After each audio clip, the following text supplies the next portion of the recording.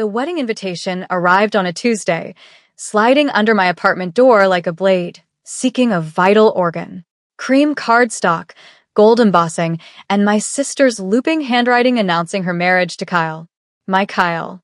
The man I had spent 3 years building a life with, supporting him through business school, only for him to decide he wanted my sister instead.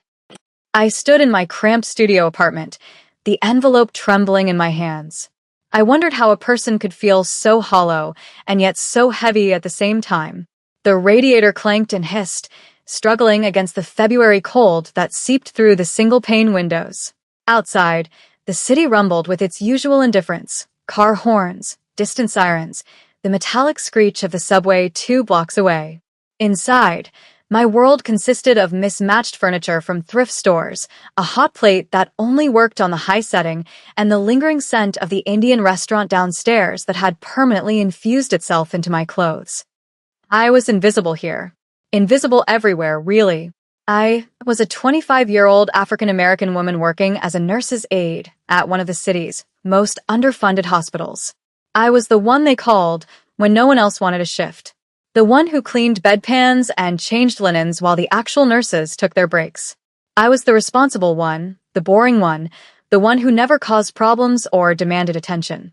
Unlike Jasmine, my sister had always been the sun, and I had learned early to orbit quietly, content with reflected light.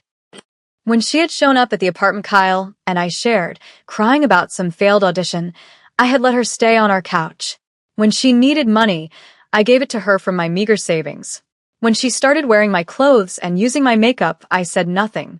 I should have known she would want him, too. The invitation listed the venue: Jungsik, an upscale modern restaurant in Manhattan that I could never afford, even if I saved for a year. The wedding was in 2 weeks. They wanted me there. Jasmine had scrawled a note on the back in her careless script: "Please come, sis. It wouldn't be the same without you. I know things are complicated, but I love you." I crumpled the invitation and threw it in the trash, but the words had already burrowed under my skin. Complicated. She had slept with my boyfriend in our bed while I was working a double shift. When I came home early with the flu, I found them tangled in sheets I had washed that morning. The look on Kyle's face hadn't been guilt. It had been relief. Like he had been waiting for permission to stop pretending. "Amara, this isn't. It just happened," he had said, scrambling for his clothes while Jasmine had the audacity to look tearful and beautiful in my old university t-shirt. I had moved out that night with 2 suitcases and what remained of my dignity. That was 4 months ago. Now, I pulled a double shift at the hospital. My feet ached in cheap sneakers that had worn through at the heels. Mrs. Patterson in room 412 had vomited on me twice. A teenage overdose victim had coded and died despite our efforts, and I had to comfort his mother while still smelling like someone else's sickness. The attending physician hadn't learned my name in the 6 months I'd worked there. He just called me you or hey. By the time I stumbled out into the March night, I was so tired I could barely feel the cold. The subway would take 40 minutes. I couldn't afford a cab, but there was a bus that ran crosstown. If I hurried, I could catch the 11:15. I ran. The bus doors were closing when I reached them. The driver, bored and indifferent, opened them with a hydraulic sigh. I climbed aboard, fumbling for my pass with numb fingers, and collapsed into a seat near the back. The bus smelled like wet wool and stale fast food. Fluorescent lights flickered overhead, casting everything in a sickly yellow glow. There were maybe 6 other passengers, all of them looking as exhausted as I felt, all of us invisible to each other. I leaned my head against the cold window and closed my eyes. The bus lurched forward, and I let the motion rock me into a half-sleep, that dangerous space where thoughts become dreams and memories bleed into the present. I saw Kyle's face, Jasmine's tears, my mother's disappointed expression when I told her I wouldn't be coming to Sunday dinners anymore. "You're being dramatic, Amara," she had said. "Jasmine didn't mean to hurt you. These things just happen. You need to learn to forgive." I had hung up without responding. The bus jerked to a stop, and my eyes snapped open. We weren't at my stop. We were nowhere near my stop. The driver stood looking nervous as 2 men in dark suits boarded through the front door. Everything about them screamed danger. They moved like predators, their eyes scanning the bus with the kind of cold assessment that made my spine straighten. One was older, maybe mid-40s, with silver threading through his dark hair and a scar that cut through his left eyebrow. The other was younger, built like he spent his life in a gym, with tattooed hands and a jaw that could cut glass. Behind them, through the open door, I could see a black SUV idling at the curb, windows tinted so dark they looked like voids. "Everyone off," the older one said. His voice was quiet, almost gentle, but it carried the weight of absolute authority. Now. The other passengers scrambled to comply, gathering their belongings and hurrying past the two men like scared rabbits. I sat frozen, my exhausted brain struggling to process what was happening. "You too, sweetheart," the older one said, looking directly at me. I stood on shaking legs, my nurse's bag clutched to my chest like a shield. As I moved down the aisle, the younger one's eyes tracked me with an intensity that made my skin prickle. I kept my gaze down, trying to make myself even smaller, more invisible. I was almost to the door when it happened. My foot caught on something, a bag strap, maybe, or just my own clumsy exhaustion, and I pitched forward. My bag went flying, its contents scattering across the bus floor, tampons, a half-eaten granola bar, my ancient iPod, my work badge, and, mortifyingly, the crumpled wedding invitation that I had apparently shoved into my bag instead of leaving it in the trash. I hit the floor hard, palms stinging, face burning with humiliation. "Damn it," I muttered, scrambling to gather my things before these dangerous men lost patience. But then there were hands on my arms, strong, careful hands helping me up. "Easy," a voice said. It wasn't the older man or the younger one. It was someone else entirely. I looked up, and the world tilted. He was older than me, perhaps early 40s, and devastatingly handsome in a severe, commanding way. His hair was jet black, swept back from a face that seemed carved from marble. High, sharp cheekbones, monolid eyes that held a depth of intelligence and ruthlessness, and a mouth that looked like it rarely smiled. He was Korean, and he radiated a power that made the air in the bus feel thin.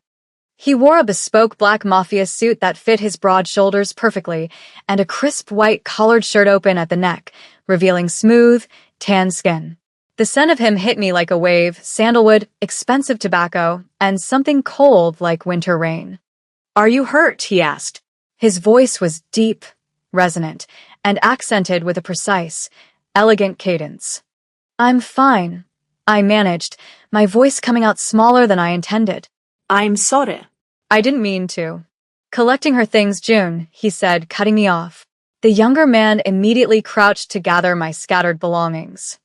I watched in stunned silence as this dangerous-looking man carefully picked up my tampons and granola bar and work badge without a trace of judgment. He even smoothed out the crumpled wedding invitation before placing everything back into my bag. The powerful man, clearly the leader, clearly a Korean mafia boss, still hadn't let go of my arms. His eyes, dark as obsidian, were studying my face with an intensity that made my breath catch. "What is your name?" he asked. I should have lied.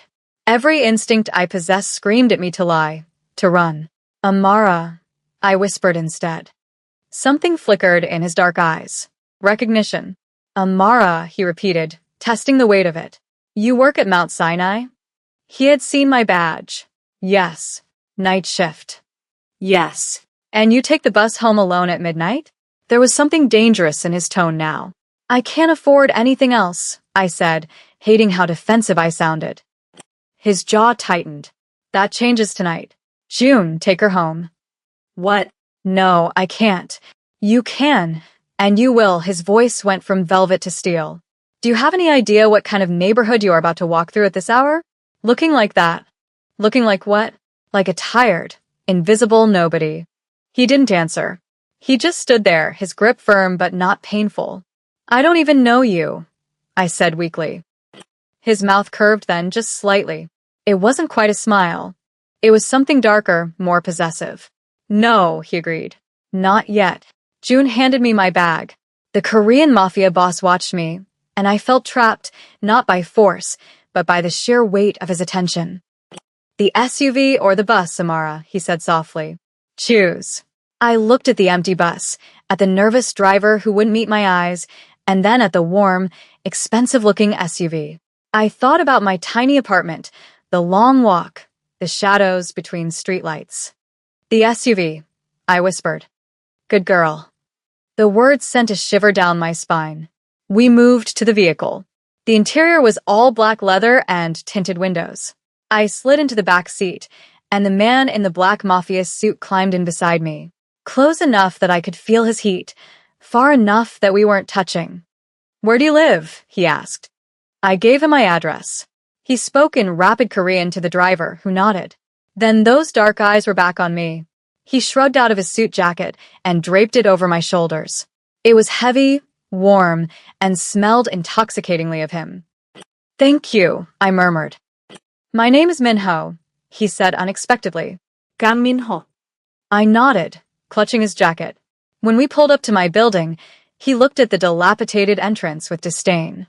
"5th floor," I said. "No elevator." "Criminal," he murmured. As I climbed out, he rolled down his window. "Amara," he said. "That invitation in your bag. The wedding." My stomach dropped. "How did you?" "Don't go," he said. "It wasn't a suggestion. Whatever they are to you, whoever he is, you are worth more than crawling back to witness their happiness."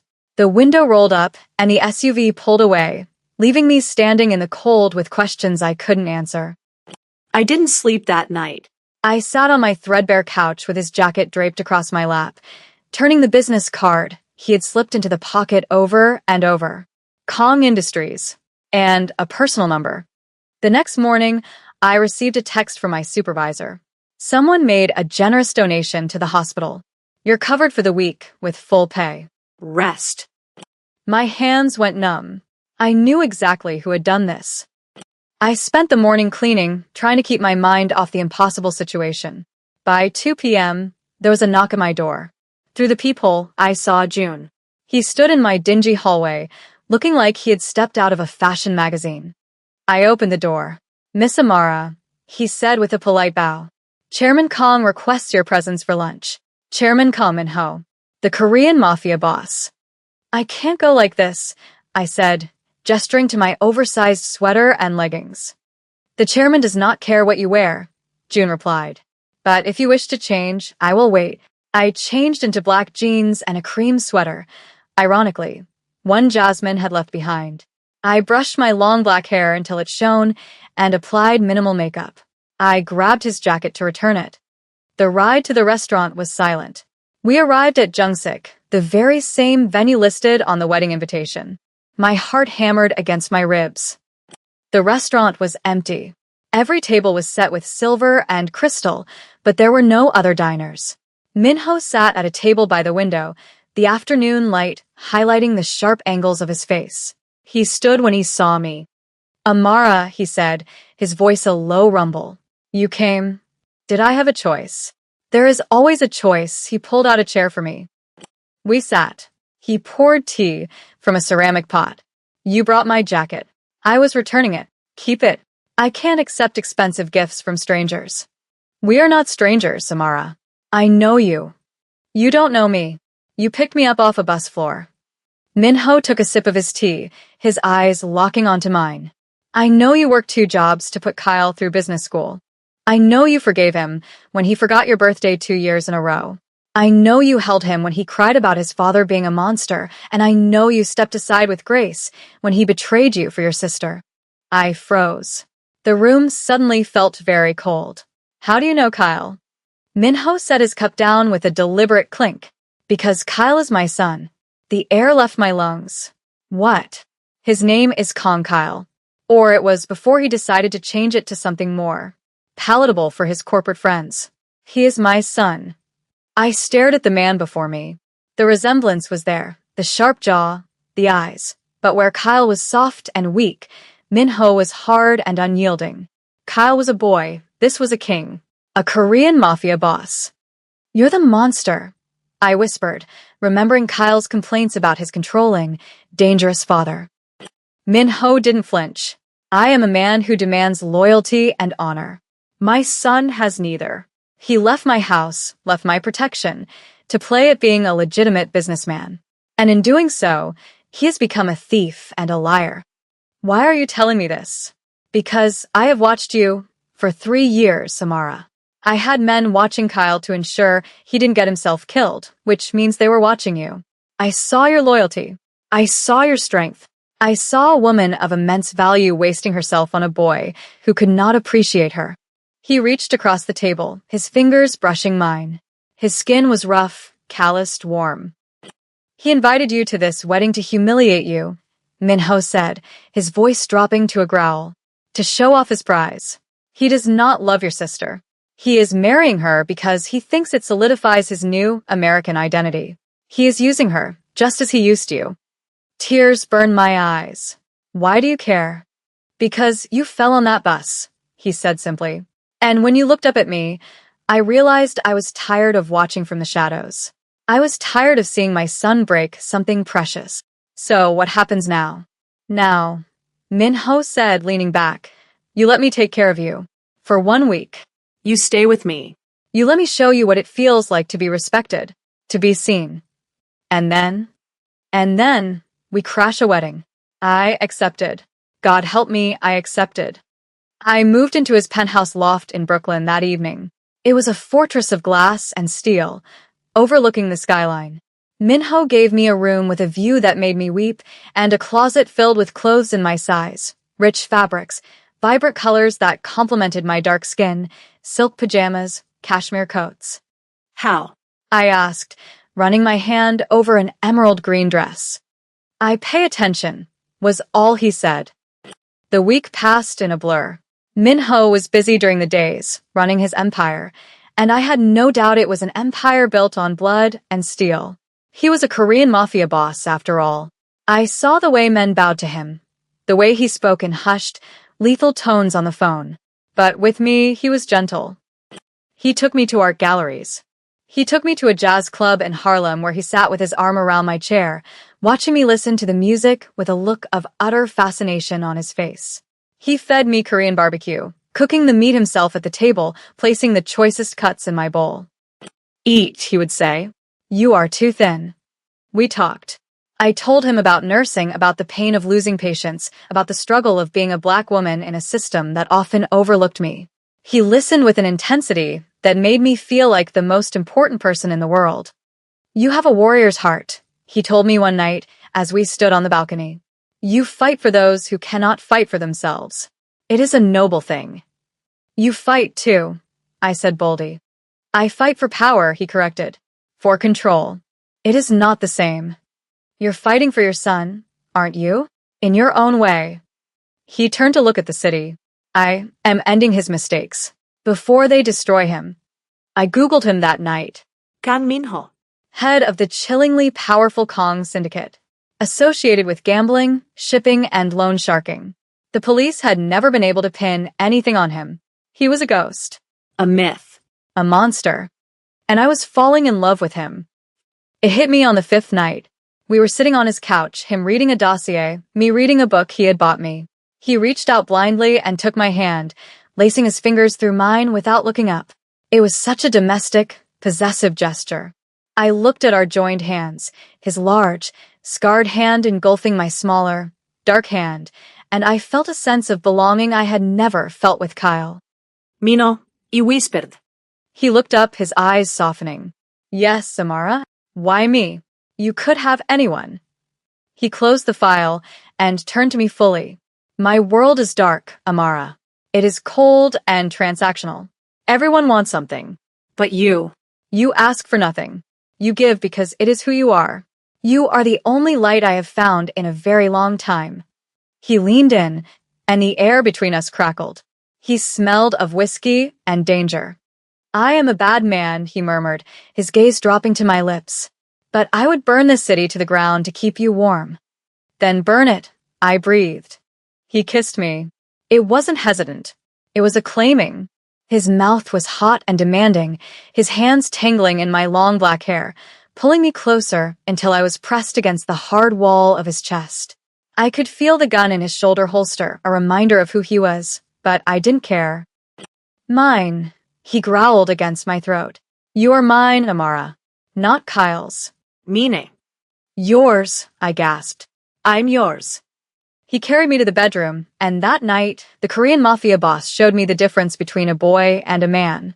He worshipped my body, praising every inch of my dark skin, making me feel beautiful, powerful, and cherished. The morning of the wedding arrived with gray skies.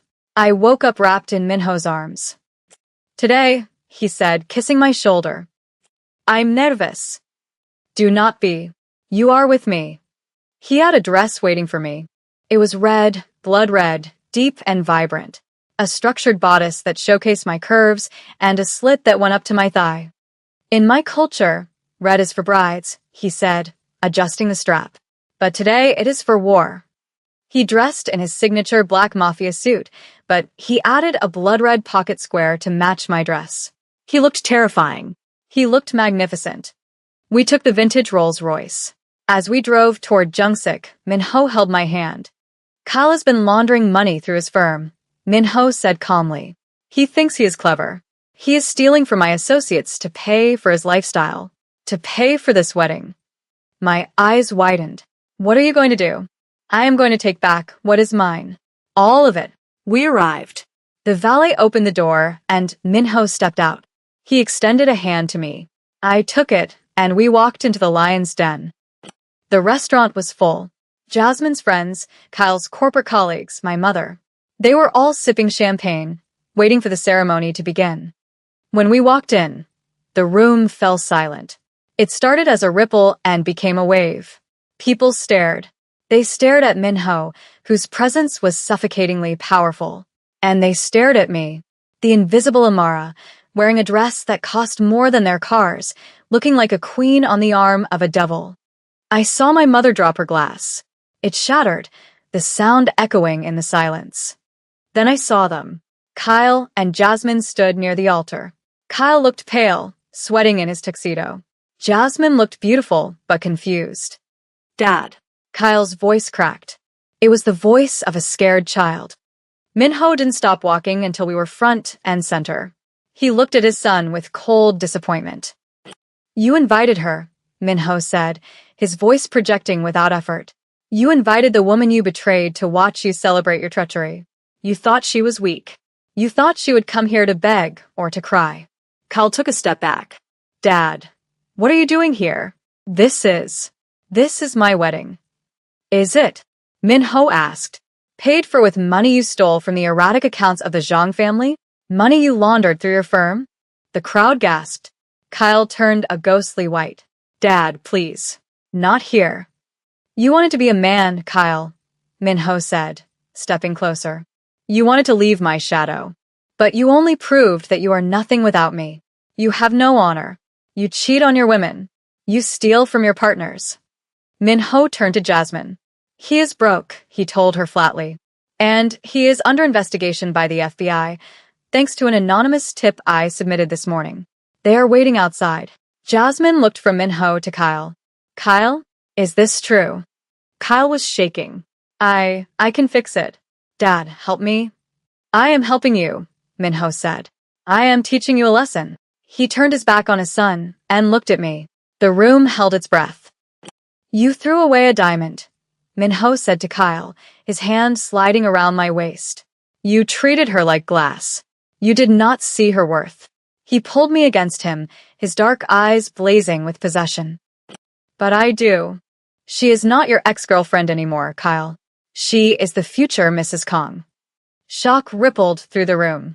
I looked up at him, my heart hammering. He hadn't asked me yet, not officially, but the promise was there in his eyes. We are leaving, Minho announced. The FBI will be in shortly to collect the groom. He guided me toward the exit. My mother stepped forward, her mouth opening and closing like a fish. Amara? Amara, wait. I paused. I looked at my mother, who had told me to forgive and forget. I looked at Jasmine, who was realizing her fairy tale was a nightmare. I looked at Kyle, who was sobbing as sirens began to wail in the distance. Then I looked at Minho, my Korean Mafia boss, the man who saw me. Goodbye, Mom, I said. We walked out of the restaurant and into the cool afternoon air. The FBI agents were rushing in, but they gave Min-ho a wide berth. He was untouchable. We got back into the car. As the door closed, shutting out the chaos, Min-ho pulled me into his lap. "Did I overdo it?" he asked, a smirk playing on his lips. "You destroyed the wedding, arrested the groom, and terrified my family," I said, tracing the line of his jaw. "It was perfect." He kissed me, deep and slow. "Marry me, Amara. For real." "Is that a command, Chairman Kong?" "It is a plea," he whispered against my lips. "Be mine. Rule with me." "Yes," I said. "Yes." Everything collapsed back there in that restaurant. My old life, my sister's schemes, my ex's lies. But here, in the arms of the most dangerous man in the city, my life was just beginning.